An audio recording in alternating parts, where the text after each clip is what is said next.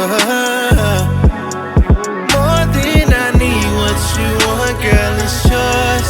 Give me your feelings, I just can't ignore. 'Cause all I want is you, baby. Give me your time, all your love, I've been patient. What's going on, everybody? It's your girl, Brandi. It's your boy, Russell IV. And we are back with another episode of the What They Never Told Us podcast. You always shock me when you do that. You're welcome. I'll never be ready. I feel like you gotta get more fired up. I got to get more fired up. Yeah. All right, I'm ready. You giving talk radio. And welcome to another episode. That's me. Like it's not. You can be the party. You're tonight. Extremely loud. You I can don't be know. the party tonight. I don't know who that is. You can be the party tonight. You're the party usually. Good. It's 10:40. What does that mean? It's chill. Nah. Yeah, I'm in chill mode. Nah. You want to catch it again? Yeah, because you got something in your beard. What I got? I don't know. Maybe some of that hair that I've been. We got to start over again? You got it. You just got it. Is it like start over hair? We here now. Come on. No, we're not gonna start again. Just not start it over. Nah. Come on, we roll it. We roll it. We don't gotta start it over, but let's like cut and action. What's going on, everybody? It is me, Brandi. It's your boy Russell IV. And we are back with episode 2 of the What They Never Told Us podcast. It was something about that too. I felt that. It was real official. Every time. I'm ready. That's your new role now. No, it's not. You leading it off now. Yeah, that's the energy we need. Absolutely not. What's up, y'all? Another episode. They can't answer us. As Brandi said, it is. I hate when you Captain Obvious over here, like what's up, y'all? The queen of podcasting here.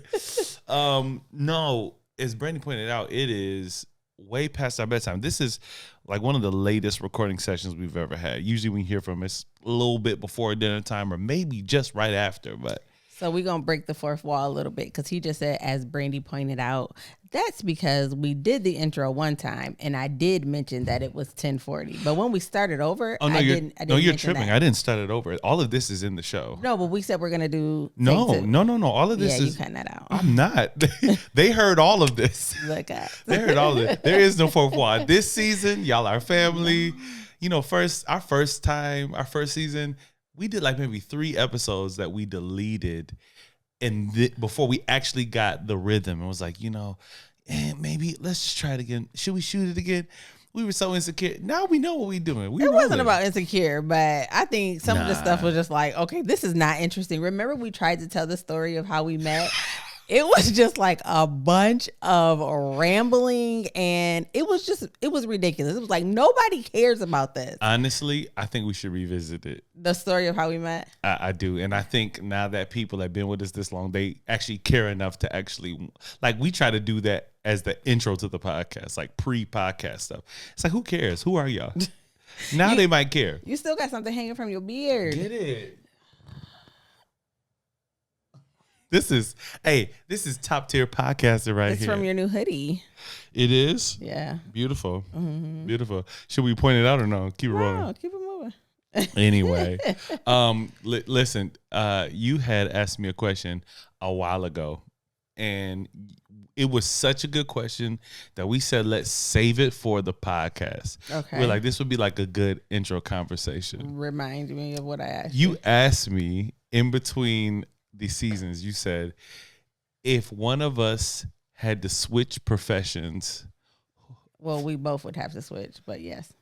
If we switch professions, which one of us would get fired first? That's it. That. Yeah, if both of us switch positions, who would get fired first? I still stand on the fact that you would get fired first. I don't know. See, so do they know? I don't think they know what I do. Well, let's they talk about what you do. Let's talk about it. We never talk about what I do. So my fancy title is a senior management engineer, but I am a project. I just felt like you deserved that. I'm a project manager by trade. I have an MBA with a minor in project management, and I work for a health system. And currently, the main focus of my job is real estate. So finding new buildings, moving people into new buildings, moving people out of existing buildings, and large-scale projects within the hospital, renovating spaces, things like that. So it requires a lot of brain power. Admittedly, I don't work hard labor-wise. All of my work is mental. It's coming up with ideas, keeping people in line. It's a lot of paperwork. It's a lot of computer work, but it's not rigorous, right? But you have to know your stuff. Like, this is not a job that you can just go in and be like, oh, I can figure it out. Nah, you have to know the right people, know the right time, know the right space, know what to do when someone calls you. And if you don't, you're going to get fired. Mm-hmm. They're going to find you useless. All right. We broke down your job. Now let's break down mine. I serve as somewhat of a dean of students for an all. I didn't do this when you were talking about your job, because I definitely could have been doing all of this over it. My job requires a lot of talking. We're going to play it back and watch your facial expressions. I didn't say nothing. We'll make faces. Make faces. So what I do is I serve as somewhat of a dean of students at an alternative school. That means that one or two kids in a classroom that have to be removed from the classroom, they are concentrated in a building with me, okay? Steering the ship. Suspensions, dealing with irate parents, dealing with sometimes frustrated, overworked, temperamental staff. My job requires a lot of patience. My job requires a lot of a pivot between soft communication, hard, stern communication, and knowing when to, switch the gears a lot. So, yeah, it's not a lot of brain power as much as it is a lot of emotional heart power. You feel me? So both of our jobs lean heavily on each of our strengths. So the other's opposite. The other's weakness. So if we were to switch roles. Sales pitch. Why do you feel like you would do better in my role than I would do in yours? Because I'm a mother of 5. Mm-hmm. Like, I manage different personalities. I manage crisis. I manage things as a profession. So telling people what to do, where to go, how to get there. And I can yell at a kid. Sit down. Shut up. You want to get suspended? You want me to call your mama? I feel like you're severely underestimating what I do. In the 10th grade, I worked as a camp counselor. All the experience I need. I'm ready. I can tell by your description of what you think this is gonna be. You are so. When you come home and you complain about your job, do I not be giving you very plausible solutions for the issues that be going on? Don't do that. Yes or no? Huh?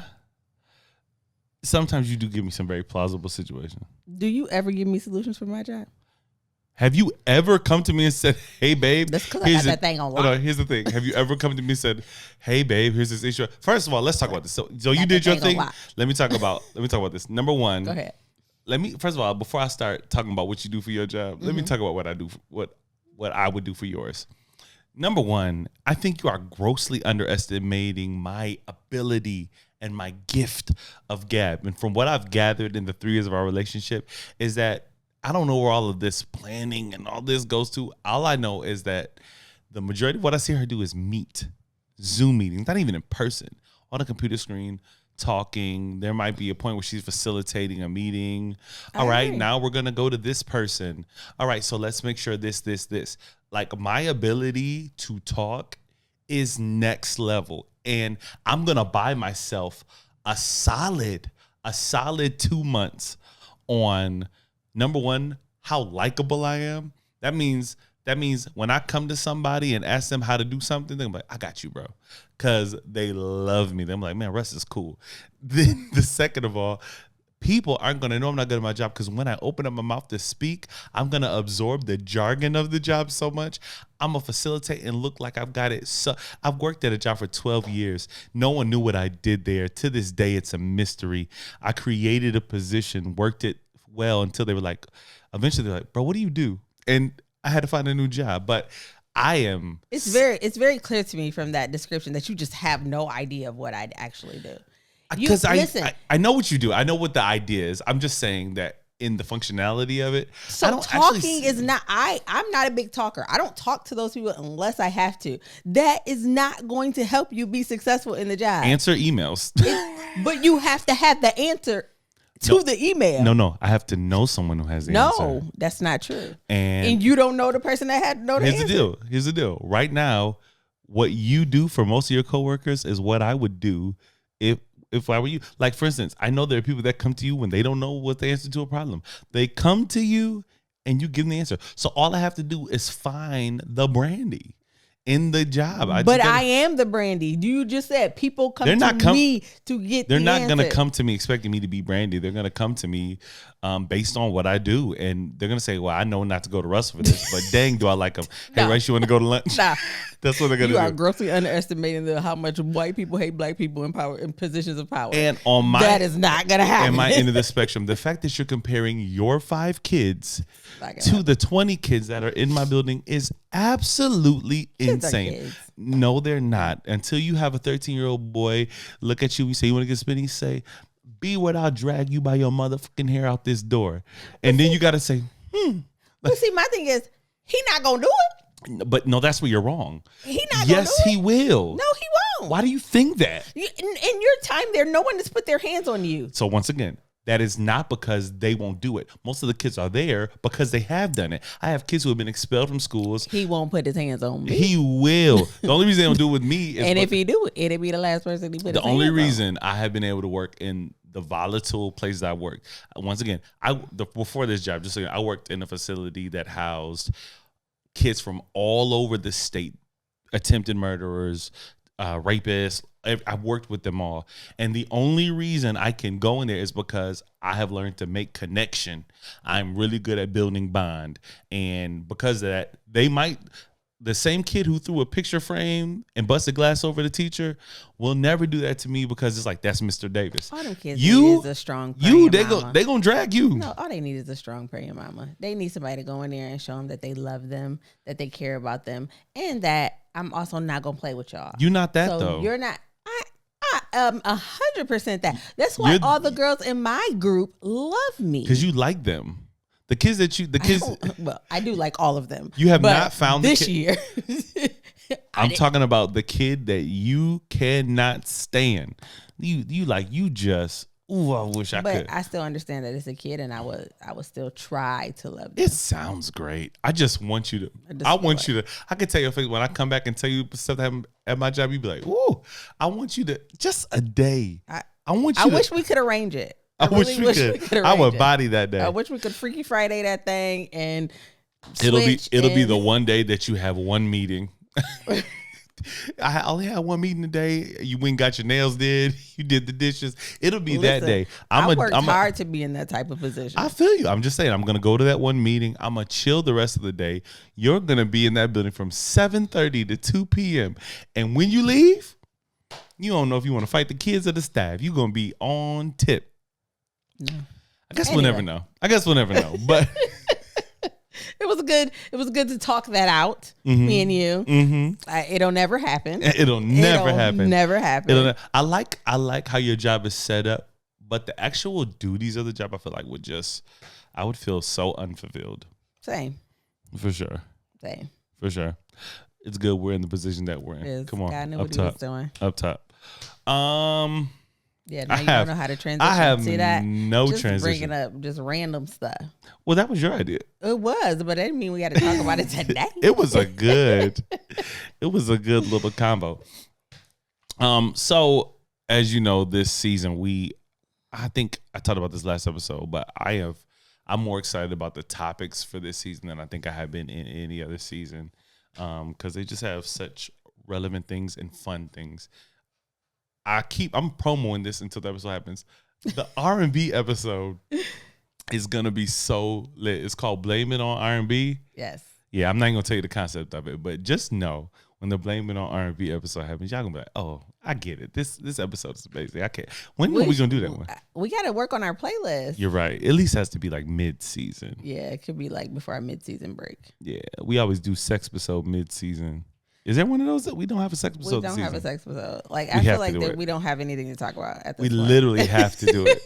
You know what's crazy is that out of all of our seasons, the Sexpisode is the most watched episode in every season. Well, that's because people see something about sex in the title. We always put Sexpisode in the title. What's crazy is we have other episodes about sex and sex in the title, and they don't jump. The people like. You think people like to hear about us having sex? I think or lack thereof.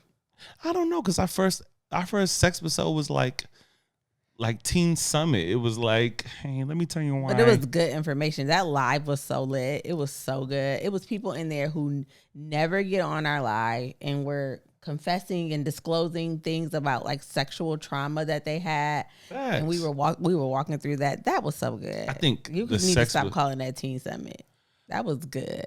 Teen Summit was good. That's not a put down. I never watched Teen Summit. I just mean it was informational. And I think that's why Sexpisode does so well, because it's like, I think that's the sweet spot of when we do our best work. It's like edutainment. It's like educational, but it's also entertaining. So you want to do it right now? Sexpisode? Yeah. Nah, I feel like we need to know where we're going with that, because if we don't know where we're going on the Sexpisode, it's going to get carried away really quick. So guilty. It always be me, because you just clam up. Nah, don't do that. I ain't did that since season 2. I'm comfortable now. You comfortable? Yeah. Then let's do it. We have to know where we're going. Like, we can't just say, "Oh, so sex." Like, what do you think about it? It always starts with where we are right now. That's where it always starts with. Are you saying you want to turn down that street? Yeah, let's do it. Go ahead. So, since our sex episodes usually start with where we are, you're gonna clam up already. I'm not clamming up. I just want to put out my disclaimer that if this episode is not good, if we ruin our Sexpisode brand, it is not because of me. I was all on the side of it can be multiple sex episodes too. But since we usually do start with like a where are we now? Like when we first, like you said, when we first started doing the sex episode, it was very informational. Then the next one was honeymoon. Like it was, we in this thing and we're trying to do it. I think where we are now is I've realized that my grand idea of what sex looked like in a marriage was totally wrong and totally fantasy-esque. I think because my last relationship previous to you, which was my marriage, was so void of that towards the end that I had this idea that, yes, I'm with the right person, it's the right time, it's good. So we're going to do it all the time. Let's talk about it. We did our pre-marriage counseling, and that was one of the like pre-questions that we had. It was like, so how many times a week do you see yourself being intimate? And do you remember what you said? I probably said way too many, but I probably maybe like 10. I don't know. I don't remember what I said, but I'm sure it was 2 times a day. I think I did figure morning and that night. You did every day. Yeah. Now, fast forward into our average. Let's be all the way open. Well, we were talking about it just last night. Remember, we were like, it was this morning. Was it this morning? Yeah. No, it was last night. It doesn't matter. But we were talking about how if either of us remembered like every time that we've been intimate, and of course we don't. So I was like, well, do you think we've had sex 200 times? And he's like, absolutely not. Like, he's just astonished. I said, so, okay, like over 100? And he was like, yeah, but we've been married for 3 years. So I'm like, that means like we don't even have sex like half of a year. That's not even like every other day. It's not even like every other week. And I know the way we be talking about our sessions on the podcast, people must be like rabbits. They got to be all the time because we be like, this is the best I ever had it. But it's just not frequent. It's not. So how often would you? I'm curious. How often would you say? How often would you say we're intimate? A few times a month. Be Be more specific.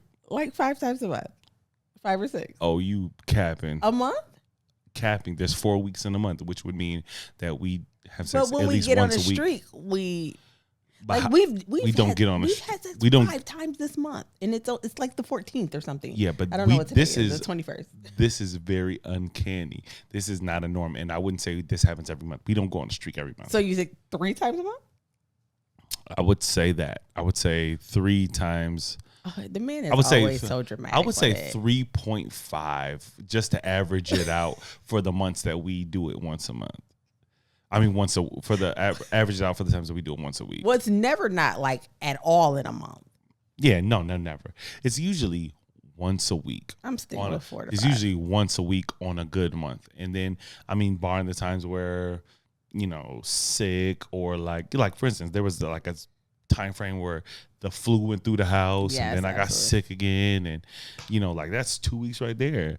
Or times when we're just dead tired. And what's crazy is usually like in these scenarios, you'll have one person that's kind of like frustrated and like, man, I feel like we don't. Man, why I'm sexually frustrated. It's not that. We both be tired. I don't even be tripping. I'm in a season of my life where like, and it's crazy because this was like, my last marriage. This was an issue. I was like, man, I feel so neglected intimately with my in my marriage. But now I'm just like, I ain't tripping. I'm in a different season. And you don't be tripping. I do agree. Yeah, you don't trip, but you definitely be hinting. Give me an example of hinting. You be like, man, we ain't in a long time. I'm just calling attention to it. 3 weeks. Like, I'm just calling attention to it. I feel like we just did it last night. I don't be tripping. No, I don't think either one of us are tripping about it. I think we both noticed that whatever expectations that we had is definitely not that. And when we think about it and make like a conscious effort to engage with each other in that way, it be on and popping. But most of the time, it's really like a lot of. And when she says on and popping, we're talking about like 2 times a week. Oh my gosh. I feel like you fronting a little bit. Like, is that not regular? I swear I'm not trying to front. This is my honest assessment. I feel like twice a week is like a good pace. Yeah. So when I said 4 or 5 times a month, like you were like, oh no, absolutely not. I said twice a week is a good week. How often do we have those? Every other week. Okay. I feel like that's accurate. I don't, but hey, well, who am I? But I think we've settled into this space where, like, at least for me, and I think I've said this actually before on the podcast, that I'm so fulfilled in other areas of our relationship that does not take a precedent for me. Like, I love it. Every time we gonna do it, it's gonna be great, but I don't have to have it every day, every other day. So do you feel like the presence of more presence of a higher libido is because other aspects of the relationship are lacking? No, I think there are people who just have a higher libido, and that's just is what it is. I'm talking about for me. For you specifically. I think that, and now that I'm thinking about this, I feel like we've had this conversation before, but I'll say it again for those who didn't catch it. For me, that really replaced having actual emotions and feelings for a person, because I was in situations where there was really a lack of like affection, emotional attachment, that sex was a way to manufacture that. Like if we had sex, we could manufacture that emotional connection. That's from the Teen Summit Sexpisode. Through intimacy. Yeah. And now that I don't have to try to use sex as a bridge to like actually feel something for the person that I'm with, I legitimately have deep rooted feelings for you, and you reach me in a way emotionally that sex just can't fulfill. So now it's like a cherry on the ice cream sundae versus the ice cream for me. So I think my libido has not changed. I just think the reason why I want to engage in sex is different. I think for me, all that other stuff just kind of accentuates it It makes it more for me. Like the feelings is how I access the drive to want to. You know what I mean? So like the more affection I have in my heart, the more I feel comfortable, and the more we stay in a place of, you know, romance and affection, the more it's like, oh yeah, I can't just lay in this bed with you. You just gonna be here in your drawers and I'm finna sleep now. I just saw a clip of Kelly Rowland, and she was talking about how in this stage of her life, she's really relearning sex, and like not just the meaning of it, but the physical act of it is different for her now. She's like, it's more intimate, it's slower, it's more intense, it's driving a deeper connection between her and her partner. And I really felt that, because now I feel like it means so much more when we connect in that way than just like it's the physical act of doing it because we're married and this is what we're supposed to do. Yeah. Like it drives, the drive for me is different. And when we do connect in that way, it fulfills me in a way that I don't know if I necessarily have the language for it, but it gives me, like, it sustains me for a while. Yeah. It's not like, oh, I'm craving it and I just have to like it's intense. And it's not like I couldn't do that every night. I don't know about you, but I just feel like I get really good sleep. Very unproductive person. I don't know. I thought that, but it just, I don't like, so this morning we had quite a morning. High five. Come here, up top.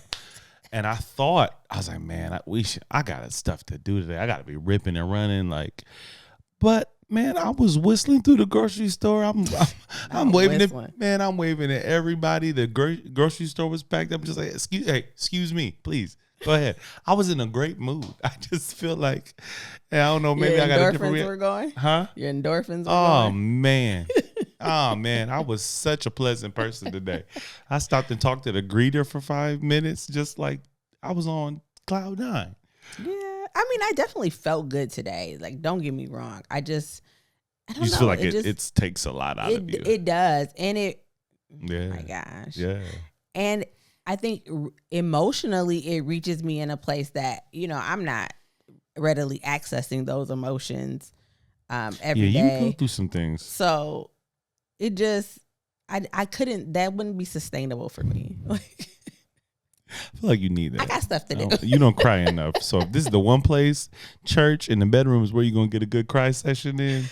I got stuff to do. I can't be an emotional wreck having flashbacks in the middle of the day. Like, no, we got stuff to do. But yeah, I think I'm just relearning what role intimacy plays in a relationship, in my marriage. And I'm not starving for it. That's you said something, and I think that's a place we should like plant our flag for a little bit so we can. I think that's something a lot of people struggle with. You said you're finding, and help me find a word for it. You said you find the place that sex fits in your relationship or your life.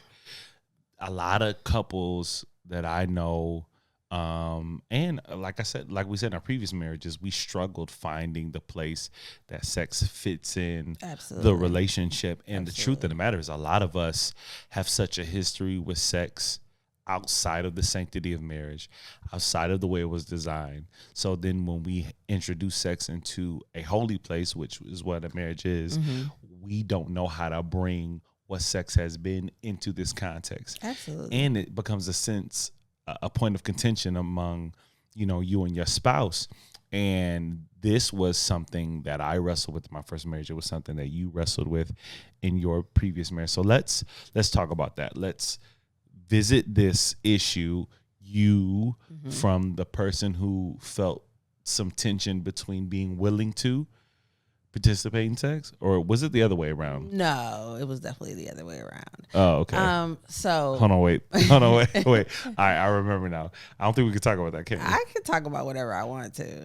I don't have a non-disclosure agreement, or maybe you should, because I'd fight if you. No, so in my previous situation, there was I won't say unwillingness on his part. So there was a situation at hand that he was dealing with that just made it not feasible at the time to be intimate. And then when that situation passed, I think that we had just got in a groove of just not doing it. Yeah. And it was at a point in time where I had got pregnant. So all of this was like happening all at the same time. Like, it's trouble on his job, it's trouble with him personally. I'm big and pregnant. Like, all of these things didn't make for fun in the bedroom. And so once I had our daughter, I emotionally replaced taking care of my children with taking care of my husband. Can fully admit that. So at that point, was he trying to engage and you weren't? Or at this point, it just was like neither one of y'all were? I think at that point, neither one, like, it had been literally the whole of my pregnancy. Like, I got pregnant. That was the last time that I remember. Now, if it happened after that, I don't remember it. And then once I had her, emotionally, I just wasn't available to him. So was he trying to initiate? I don't remember. I'm going to be 100% Blur. honest with you. It was Blur. I was a new mom and I had a 4-year-old. So it was that like, was your world. Yeah. Okay. I was fully engulfed in that. And I think there's a, at least for me, there was a part of me, because I was breastfeeding, that felt really put off by the idea of engaging. So when we were free to, after I had the baby, I felt like my body was hers at that time. Like, I was trying to rest. I was trying to get my milk production up, and she was around me all the time, hanging on to one of my nipples. So did I feel like I felt sexy or wanted to engage in that way when I knew my baby was going to need me at some point? Nah, it just wasn't on the forefront of my mind. So I think after having her and really going into mommy mode, it just was like, for neither one of us, it was like, well, it's been this long.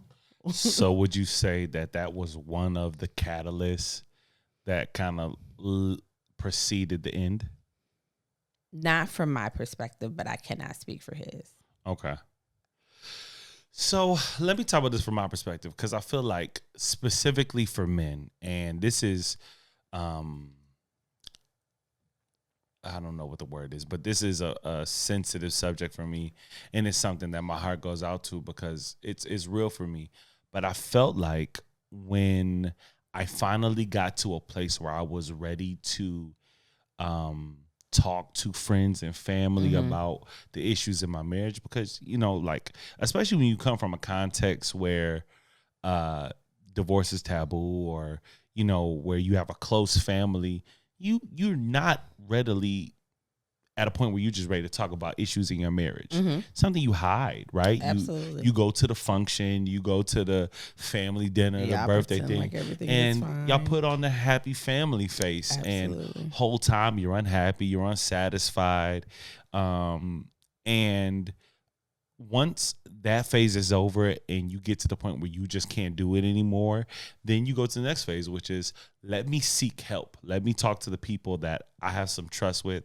But for men specifically in this area, there's always a little bit of embarrassment around this issue. Like, when a man, number one, even before marriage, like when you're a teenage boy, especially in like, just, I don't know if this is cultural, but in America, young boys are just kind of gross. So if you can't get no girl, if you're not having sex with a girl, it's like, bro, you lame. You know what I'm saying? And I was the last of the Mohican in high school. I think I made all the way to I graduated still without. And it was like, bro, you still ain't? Bro, like, you church boy? Like, it was like, you lame. Is it because you not cool? You not try? Girls ain't feeling you? You lame? Like, so that stigma, and I don't know if it's like that everywhere in the world, but that stigma here in the States carries over to your marriage. It's like, no man wants to admit that his wife doesn't want to be with him. No man wants to be looked at like he's undesirable. A lot of men hang their self-worth based on how much he can garner the affections of women. Can I add a perspective as well, because I think that same stigma happens for females too. It's not isolated to men. I think it's for different reasons. Like, you guys are very much conquer, hunt and gather, and but for a woman in a marriage to know that your husband does not desire you, it is also very damaging, very embarrassing. Like, all of my friends at the time, married or not, like, when girls get together, we talk about that and we share stories. And I didn't have short stories to share, so I share in that feeling of like, it's embarrassing. Like, I didn't even talk to people about it because I'm like, who wants to say like, yo, I be trying and he just not feeling it. Yeah, like, that's horrible. Yeah, for sure. On the flip though, it's like to the spouse who just doesn't feel it, I wonder if that's a point of embarrassment. Like, for the one who's just like, I'm not really tripping about sex. Like, I can go a whole year and it's like, is that a point of embarrassment? Is that something you keep to yourself? It has to be.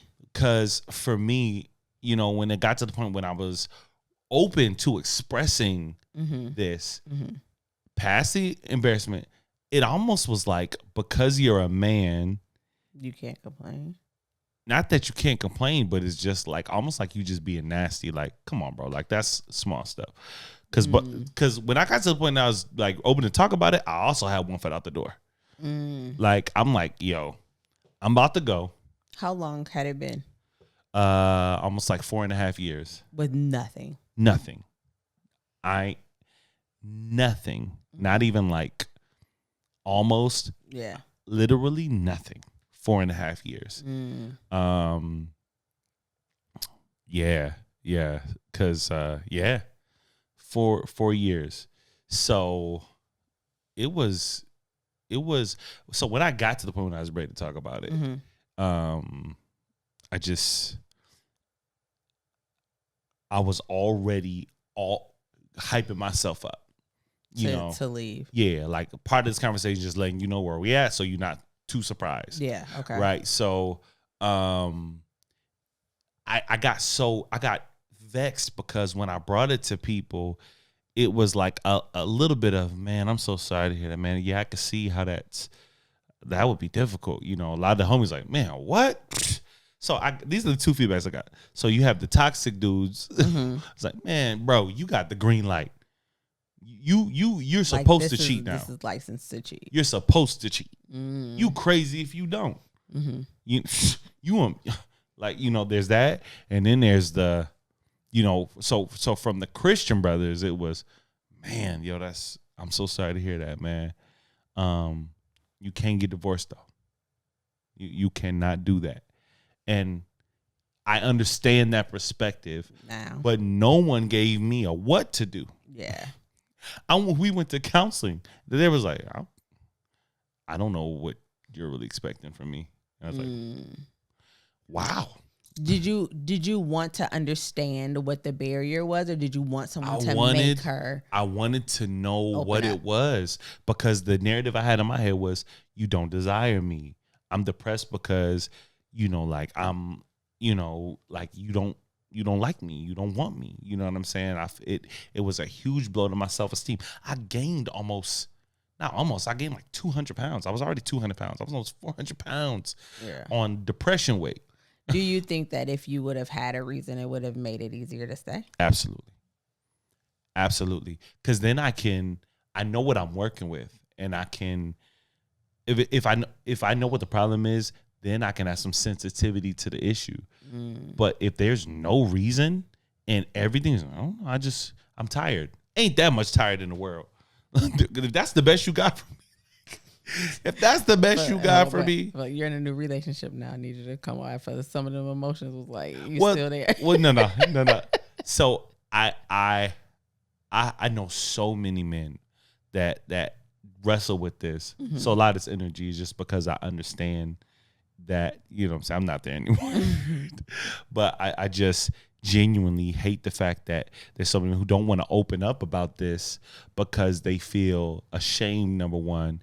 And then second of all, there's not a whole lot of feedback other than, man, God hates divorce, bro. Cool. So if I'm gonna stay, then what? So what would you have wanted someone to tell you? I would have wanted someone to empathize and not make me feel like I'm just being a horny man for wanting sex. Like, some of the feedback was like, man, there's people out here wrestling with this and that, man. Like, I'm telling you, this ain't that deep. Like, I had one preacher tell me that, like, man, I counsel couples all the time. You ain't dealing with infidelity. She ain't sleeping with your cousin. Like, pretty much like you can suck this one up. And I'm like, I don't know nothing about these other couples. All I know is that this is my situation, and I'm at the brink of what I can take. And instead of minimizing my experience, if someone just like gave me a little bit of like, man, I'm so sorry. Like, that must be so hurtful just emotionally. Like, it's an emotional need to be wanted and given attention and be, shown physical touch. Like, I'm sorry. Like, that would have been huge. I would have been like, man, thank you. But it was just like, whatever. So then it just made me like, all right, cool. Maybe it's not a big deal for you. It's a big deal for me. So, you know what I mean? I always wonder why that is a stigma behind men and sex. Why is it so like, I don't know. It's almost like Taboos to talk about. Not taboo as much as it is just like, oh, you just being a nasty man. She like it's like the woman's issues for not are given a throne of understanding, and the man's desire for sexual intimacy is given like a, listen, she's going through things, like she had a baby, or like she did, but, and don't get me wrong, that is, I'm not minimizing those things. Those are real life reasons, right? For sure. But on the flip, two things can be true at the same time. Yes, this is what you're going through. Yes, here's what I'm going through. And instead of the catering to what the woman's going through, why is there no like understanding and, all right, let's find a way through this? Because it just feels like a lot of times when a man brings up, it's like, you just don't know what she's going through. That it's a trigger for me because of what I've been through. Absolutely. I can see that. And while we didn't seek out professional help in that area, I can say that when I was provided with the reasons why on his end there was an inability to engage in intimacy in that way, I was very understanding. I think I was understanding to the point where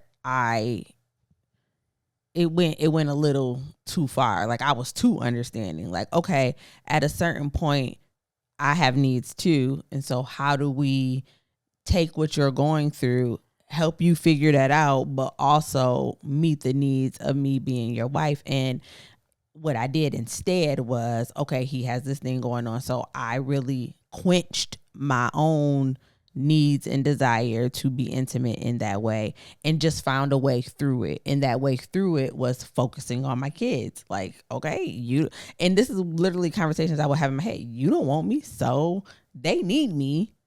And this is a channel that I can pour all my energy into and get fulfillment in that way. And then if and when it was time to bring that back, I just didn't have it in me. I was just like, for so long, like it was almost 2 years. It was just like, yeah, we're not doing that. So now when if you want to, like, I'm supposed to just turn it back on. Oh, I didn't have that. Same thing for me. And that's the thing. And that's why I think these episodes, and this is why I'm so committed to the Sexpisode, because it's so consequential. Once that switch is off, it's hard getting it back on. And for me, just to be fully transparent, the last time we were intimate was the conception of my daughter, which was in 2012.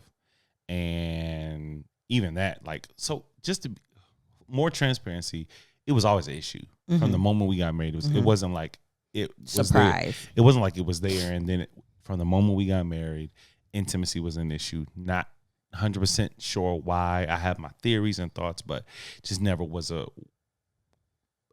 thing that consistently happened and was always a point of contention. So having kids was just like, okay, this is the Lord's work, because might have been the 2 times that happened, but 2012 was the last time. And from 13, 14, 15, I left the summer of 2016. So that was, all time without intimacy. And I remember the moment when I completely gave up. It went in. There was a first time I was like, you know what? The first way I hacked myself was I convinced myself I don't want it. I convinced myself I don't even want it. So I'm coming home with an attitude like, ugh. I'm on the other couch. I'm on my phone. I'm over here like this. And first it was me trying to convince myself, and then I did. I did convince myself, and then I'm disgusted at the thought, right? And I remember this moment when I was tempted in infidelity. It was a young lady I was working with, and I got really tempted, and I remember fighting it. I fight like I'm not, and I remember riding home from my job, and I said, I'm not doing this. I'm gonna go home. I'll make love to my wife. I'm going to do that. I'm going to do it. Hyping myself up the whole way, because at this point, trying to initiate this was such a form of anxiety for me. So much rejection, so much like, no, like, stop. Like, it's like, golly, I'm disgusting. So I'm hyping myself up.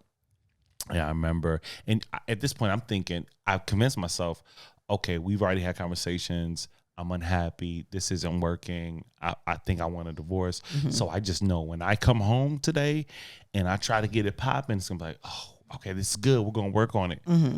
It had been some years. So I'm like, pfft. And rejected again. Emphatically rejected. I was like, I remember like, I said, wow. Yep. And I rolled over, and that was it. I was done. I stayed for some years of that, but that was the end of it for me. And there's so many people who are wrestling with that. Even now, someone's listening right now, and they're like, wow, I'm there. Like, I'm actively convincing myself I don't even want it. I don't want affection. It don't have to be sex. It could just be, I need this form of love language, and I'm not getting it so consistently that now I'm convincing myself I don't even want it. Right? And as someone who didn't make it through that storm, it is my heart's posture. It's our heart's posture, because it's something we both wrestle with, to stoke that flame in relationships and inspire people to go back to the table and don't give up. Absolutely. And it's weird for me to have these conversations as the person who didn't ask for divorce. Like, even through all of that, I was committed to my marriage. I was committed to stay. I was committed to work it out. I didn't know how, but I knew that divorce was not what I wanted at the time. And so being on the side of like, okay, I'm experiencing the rejection in this form. And then if that is a point that led to him ultimately asking for a divorce, it's even further rejection. Now I'm feeling like, okay, now not do you just want to touch me? Like, you don't even want to be around me. You don't even want to be married to me. Like, I'm internalizing all of that as it's a me problem, right? Yeah. And so carrying all of that stuff, right, into our relationship, because while I do think it is incredibly important for people to do the work on themselves before they get into a new relationship, deal as much as you can with the rejection, deal as much as you can with the trauma and the abandonment, not just of your past relationships, but of your childhood, of your adolescence, of your young adulthood. Like, before you get into a committed relationship, you need to try to deal with all of that. But there are certain things that you won't be able to address until you are faced with that situation again in a new relationship. And I think my idea of what our sex life was going to be like when we got married was based off of the rejection that I experienced. Like, because I had someone who just didn't want to with me, at least my perception, we never had that conversation about anymore about what that was, besides what he was dealing with. Now that I know that I have someone who enjoys it, who seeks it, like, stop. Trying to have a moment here. It was like, I'm gonna give it to him as much as he wants, whenever he wants, however he wants. Hallelujah. Morning, once in the morning, once if he come home from lunch, he gonna get it then. But I realized recorded. No, I realized at some point, first of all, you can say that you don't get rejected. I don't initiate that much, so I better not. Well, either way it go, I ain't telling you no. But I realized at some point in our relationship that, like, this is not only is it unrealistic, it's not coming from a healthy place. The desire to be intimate with you is based off of a rejection that I once experienced. And I wanted to just... You're saying in the beginning, the drive to once in the morning, once in the afternoon, like...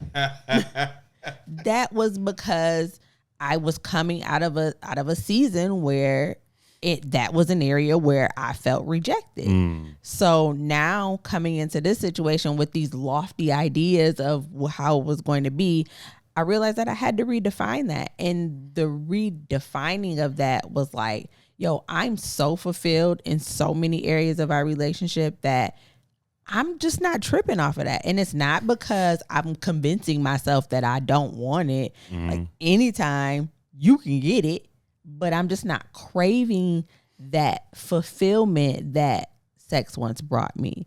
So now, like, if we go a week without having sex, I'm not questioning, like, are we good? Are you sleeping with somebody else? Does somebody else have your attention? Like, are you watching porn? Like, I'm not worried about any of that. And it just helps fuel, when we do get together, how passionate and how intimate it really is. Because it's not coming from a place of deficit in any area. Like, when we connect in that way, it's all passion, it's all love, it's all out of, like, I just want to be with you in that way.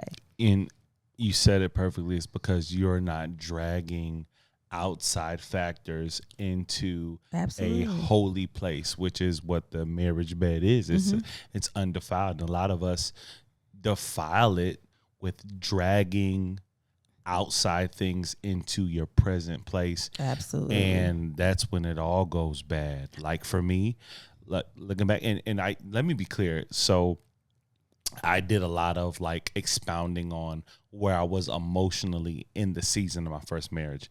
But, they say hindsight is 20/20. Like, looking back, you know what I learned? Revelation right here. Breaking news.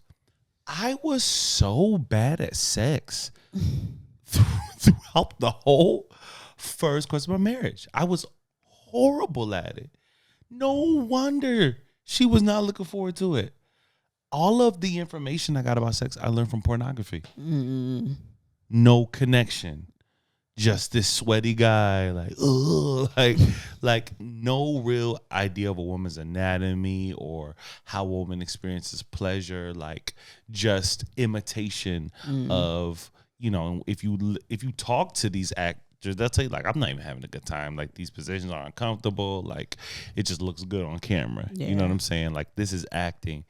And I drug that into my man, and never, like, and this goes on to, like, what we talked about last episode. Like, we never argued, which shows to a lack of open, difficult conversations. So there was no real open space, or communication to be like, hey, look, I don't like that. Yeah. Hey, that kind of hurts.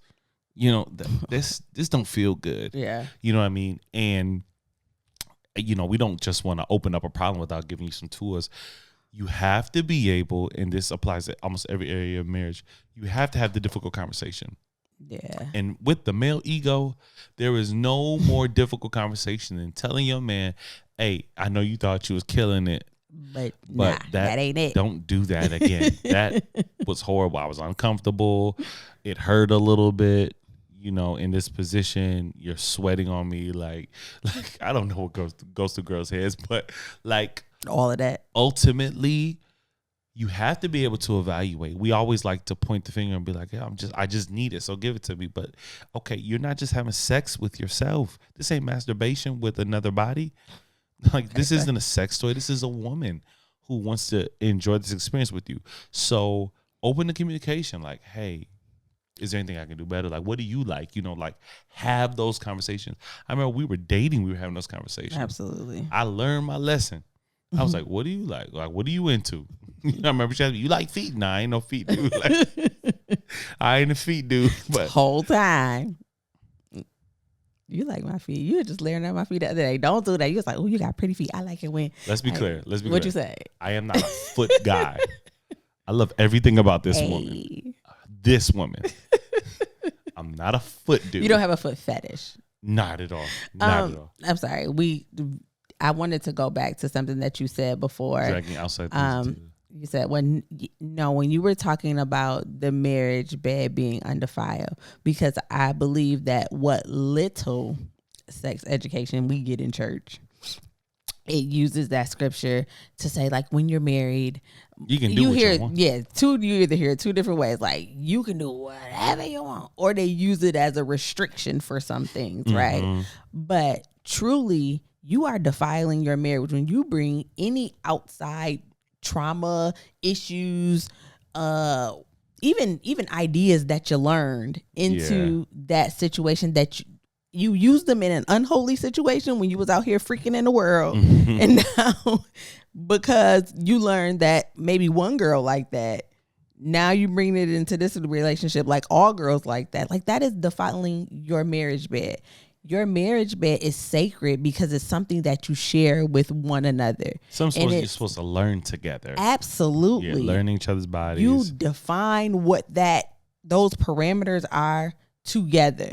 You came in to this marriage with liking some things that somebody else did. Amen. Getting turned on some stuff that you never was supposed to get turned on to. Amen. So now you have an expectation in your marriage bed with this whole other human about what they're supposed to do. And you're defiling it. Yeah. Mm-hmm. And I think a lot of people don't realize that. And we get in marriages and we get intimate and we like, why it don't work? Why is this crazy? Why is this feeling like this? Oh, we just not gonna do it. Yeah. It's like, because you didn't define what that looked like inside the confines of holy matrimony, inside of this relationship. And so everything that you bring it in is defiling your marriage bed. And I said, and let's be clear, like, this is not villainizing anybody, but it's calling attention to it so we can be like, dang, yo, I do that. Dang, I can see how I did it, how I defiled my marriage bed before I even got in it, because I brought stuff into it that it never was the design for that. It never was supposed to be there. I was supposed to come to this thing with some purity, and we're supposed to discover this thing together. Now, the sad reality is that that's rare in this year, 2025. Most of us do not come to marriage as pure individuals. If you do, man, write a book. It is, you are a saint. Right. But most of us don't do that. So we have to be careful to have the discipline to not bring expectations into that space. Absolutely. And leave room for new pleasures and not try to drag old pleasures into new spaces. Yeah. And even frequency, like we said, my expectations for frequency were from a place of rejection. I just felt like you giving up on it too soon. Huh? Of what? But we can still do it. Chill. I'll keep still. Because you be asleep with the quickness. So let's just chill. See, I can start earlier. But if I come into the relationship and I'm so stuck on that expectation that it's going to be 2 times a week, now when you don't meet that expectation, it's a failure. I see that in my mind as a failure. It's something that you're not doing and you're failing me because this is an expectation that I had. I didn't consult you on the expectation. I just said it, and that's what it was supposed to be. So what happens when you can't meet that? We get disappointed. We get angry. We get frustrated because you're not meeting an expectation that you didn't even know you had. That's And I think for a lot of people, our frustrations around whether we're doing it or not doing it comes from the place where like we just ain't even talked about like what's realistic for us in what we deal with every day. For real. And let's set an expectation together of what that looks like. Maybe for me, I really think that we should be, but you're going to outline reasons why, you be sleep, you be da-da-da-da. And I'm like, oh, you're right. So let's set on once a week. And every time we beat that, it's a bonus. Yeah. And it's not a failure when we don't meet the expectation because the expectation was set with the both of us. That's it. And learn yourself. Study yourself. Evaluate. Because honestly, the more you learn yourself, the more you'll learn like, dang, like my libido ain't that high. I've just been through some things. And like you said, I'm using sex to supplement that. I always have. So I gotta have sex this many times a day because it feeds something in me that I need, that I'm getting through the lens of sex. It might be validation. It might be some emotional trauma that you got and you use sex as your vice. Your Band-Aid. As your Band-Aid. Like, and sometimes when you start healing up some stuff, you'll find out like, I don't really need to have sex 3 times a day. Don't get me wrong. There's some people they just like that. Like this, I'm not saying you're not. I'm saying there are some people who have used sex as a tool for something else. And vice versa. Like there's some people who avoid it because of things that they've been through. Yeah. Like, and that can't always be your story. Sexual trauma, not downplaying that at all, because I know that it has an effect on how you interact in future relationships, but it doesn't always have to. Like we got to heal from some stuff and we have to be able to let go of some stuff. That's if you can't, then you can't hold someone hostage in a relationship because you have things that you need to deal with. Yeah.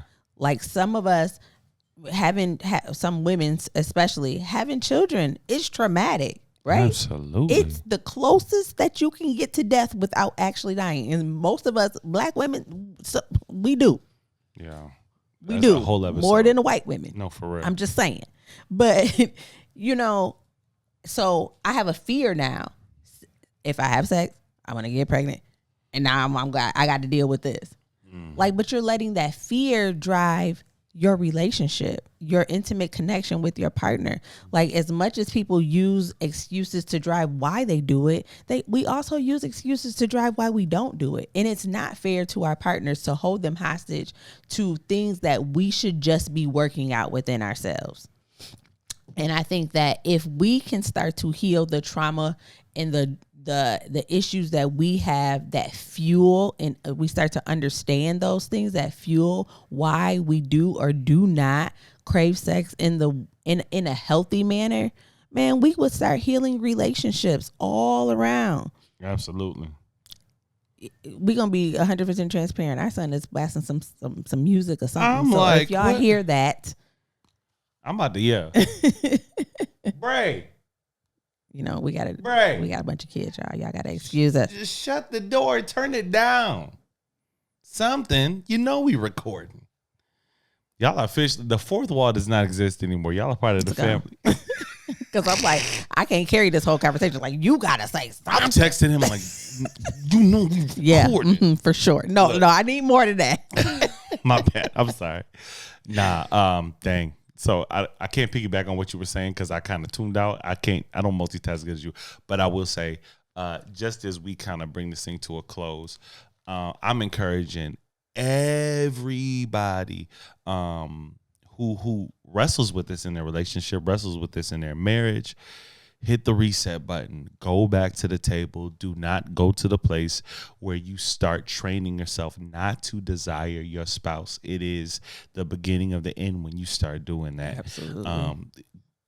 You have two people with two examples, but we both did the same thing. Yeah. We both convinced ourselves that it wasn't necessary. And shortly thereafter, the demise of our relationship followed. Sex is necessary. And everybody's story isn't like ours. I truly do not believe that everybody is meant to go find that in a different marriage. Absolutely I am thankful that we were allowed the grace to be able to find that here. But I believe there's people right now listening right now who are in a situation that God will get the glory from because it was restored, not because you gave up and went a different direction. No, because you let God in and it was made better. And continue to go have the conversation. Find out what you like. I am so proud to say that at the age of 39, I am still improving on techniques in the bedroom. To this day, I can say there's some things I do better now. I knew. I was thinking about it at work. I said, yo, it's too much. If I take my time here and if I do, I was literally thinking about ways I could do this thing better in the bedroom. And I remember I didn't know, I felt like it was received well in the moment. But the next day she said to me, I can't remember how she worded it, but it was something along the lines of like, hold on, where you learned that from? Like, hold on, what you doing? What you been watching? Like, because the switch up is real, and I need to understand, like, who you been talking to? No, listen, but there's a certain place you get to where like you just start like understanding your spouse's body. You start learning how to like read the signs and respond to it. Right. And there's also a comfort level where you stop being so much in your head and you start like actually being present in the moment and you taking your time. And sex is just better without the pressure. It really is. Which is why I'm not tripping on the once a week. Like if that's our pace and that once a week is mind blowing because ours, I can say, hey, stop bragging. No, they need to know what God has in store. Like we don't miss over here. Like, I think there might have been one time I was like, yeah, I don't feel like we could have did better. But maybe I was on a muscle relaxer. Oh, that's right. So give me on that. I had an excuse. What in the uncoordination? What? I had muscle relaxers on board. I had an excuse. No, okay. I just thought about okay. That was awful. Anyways. Not awful. Don't do me. Anyways. Okay. But no. When I say like when you do the work, we are a living example that God honors that, number one, and that also your work is not in vain. And when you guys come to the table with the idea that, okay, this is something we're going to work on. Okay. I know I'm having some issues with wanting to, maybe there's some anxiety I have behind sex. I don't know where it's coming from, but I'm gonna do the work, and maybe it's like, I don't know. I want to more. My libido's high. Yours is not, but I'm going to try to come to the table with some patience. And through that, God will honor that and you will be able to enjoy the fruits of, a healthy sexual marriage. Absolutely. I definitely wasn't sure. I don't think either one of us were where this conversation was going to lead. This was not what we were supposed to talk about. But I'm glad that we went here. Number one, because every time that you expose the enemy in his tricks, he is defeated. He got to back up a little bit. He got to come up off of your territory. And I think that one thing that we both agree with this season is like, we're not going to play with the devil no more. Like, we're not just going to let him, if we can help it, come in and tear down marriages and families and relationships and just have his way like he been having. So if we can expose where the devil tried to trick us and it will help somebody else, we're going to do that. So as we come to a close, as we prepare for our live on Thursday, if this episode has hit you in any way, I hope that you come to the live. It is a safe space. If you want to remain anonymous, you can do that as well. But just come and talk and kick it with a community of people who will probably share some of the same experiences. And we can start talking about ways to get over, to heal from, and to restore the relationships that we're in sex, in intimacy, in affection, in emotional health, all of that. We're going to get it right. Absolutely. And let's give some information for those of you guys who might be new to the podcast or maybe have never attended a live, how to access that. We go live 8:30-ish Eastern Standard Time.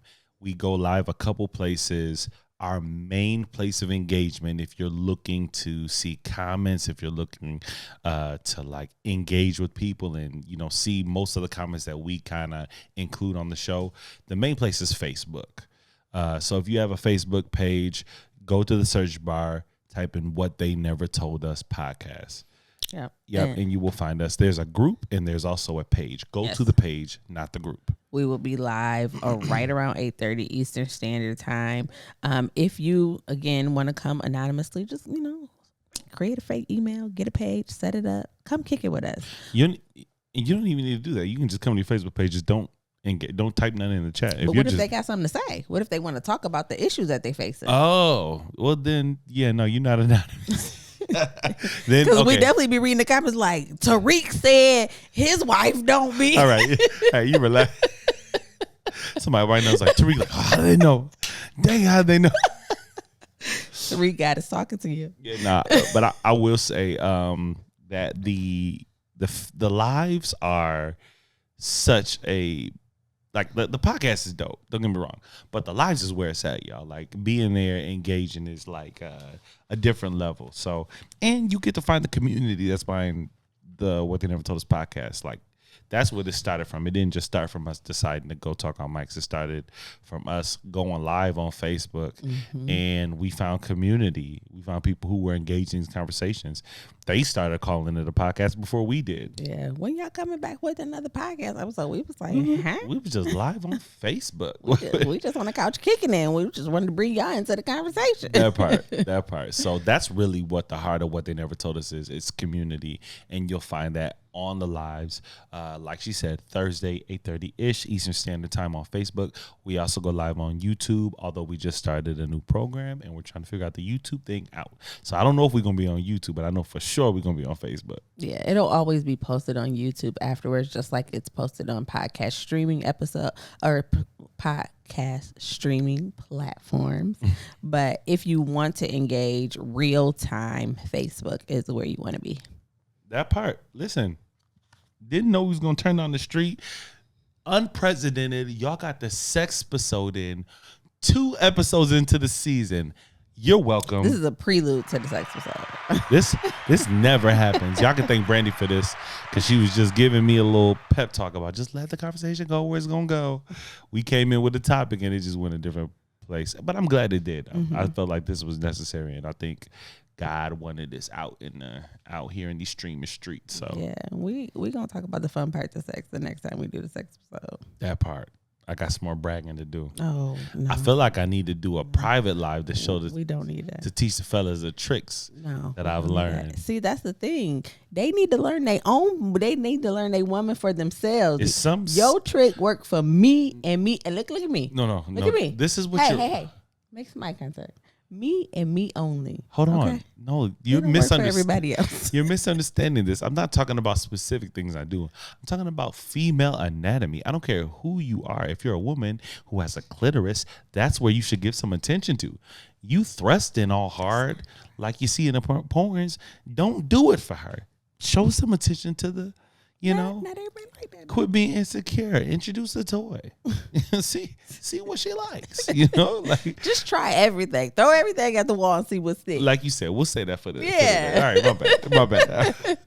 All right, y'all. Thank y'all so much for kicking it with us. We will see you Thursday for the live on Facebook. And as always, we love.